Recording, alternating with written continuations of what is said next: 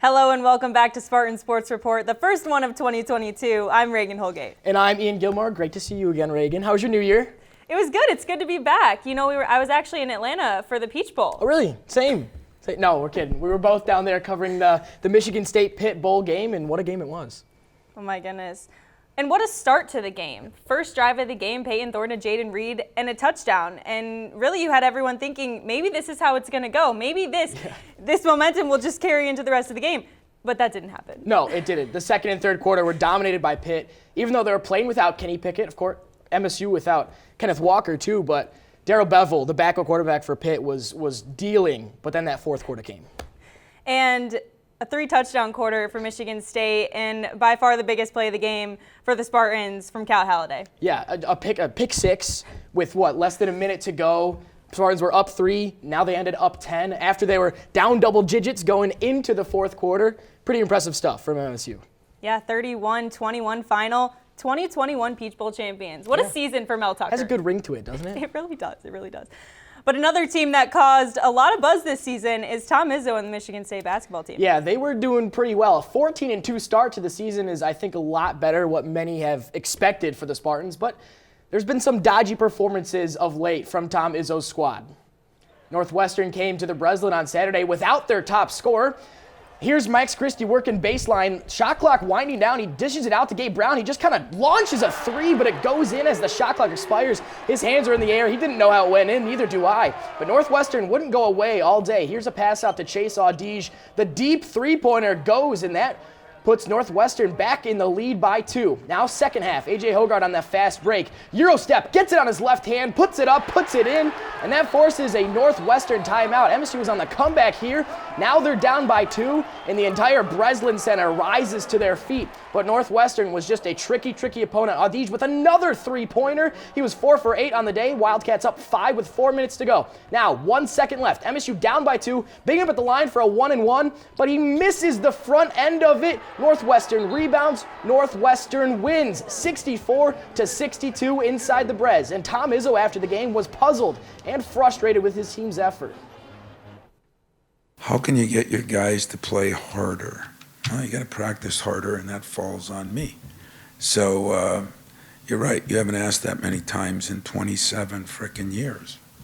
I mean, like you said, the last couple of weeks, he's been talking about how we look complacent, we look comfortable, and I think we need this right now. I'd rather earlier than later, so we can figure out and make adjustments.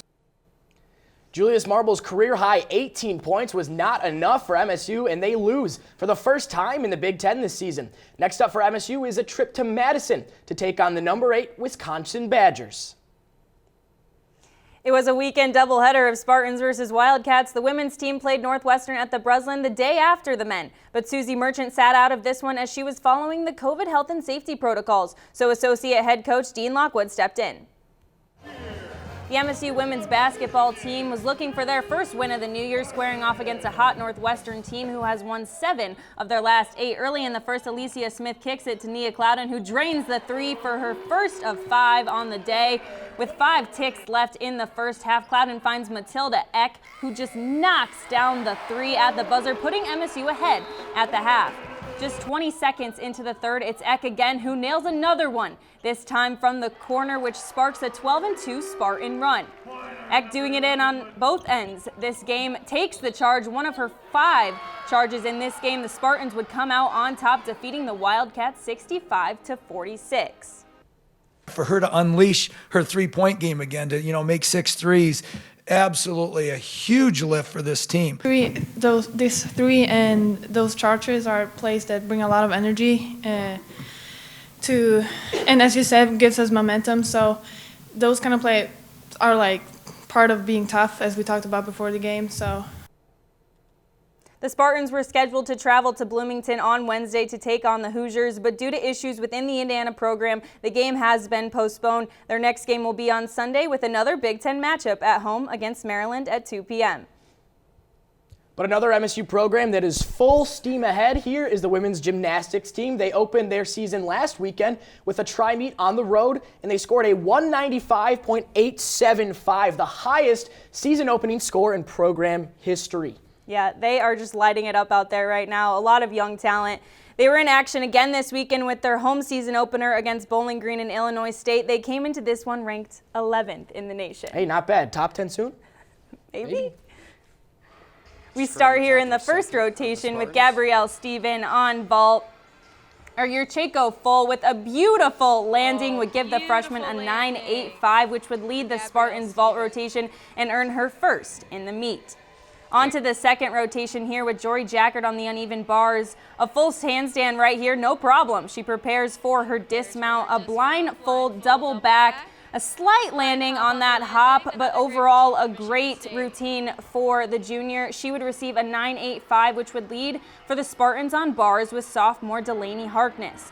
Third rotation now with Bailey Garcia on beam as she prepares for her dismount, an aerial full, and a beautiful stuck landing. The sophomore would receive a 9.925, making her the third Spartan in the rotation to earn a 9.9 or higher. And for the last rotation, we have senior Ashley Hoffalake on the floor exercise here with her first pass. See how high she gets in that double pike, and a fantastic landing to top it off. And here she is one more time for her final pass, a double back and an ice cold landing. She loved it, the team loved it, everyone loved it. That would give her a 9.925, and she would garner her first place on floor in this meet. The Spartans would dominate this one with an overall team score of 196.475.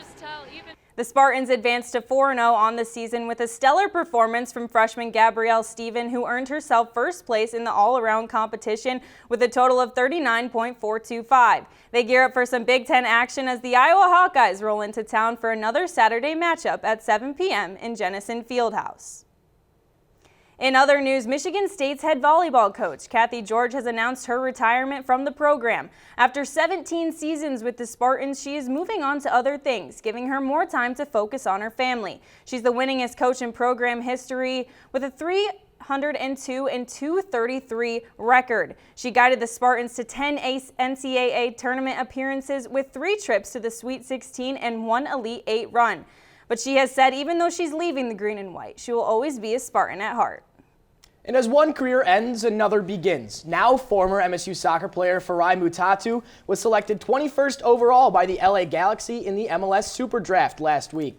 He's the second soccer player from the MSU to be drafted this season after Ava Cook was drafted by the Chicago Red Stars in the 2021 NWSL Draft. Mutatu is the 5th MSU men's player to be drafted in the last 4 MLS Super Drafts. And one of those guys was DeJuan Jones, drafted by the New England Revolution, and he last week got a call up to the U.S. national team for the first time. So good luck to DeJuan, good luck to Farai, and good luck to Kathy George in retirement. I know I'll be watching at least those guys in the MLS for sure. Definitely. That's all we have here for this edition of the Spartan Sports Report. I'm Reagan Holgate. And I'm Ian Gilmore. Thanks for watching our first show of the new year, and we'll see you right back here next week.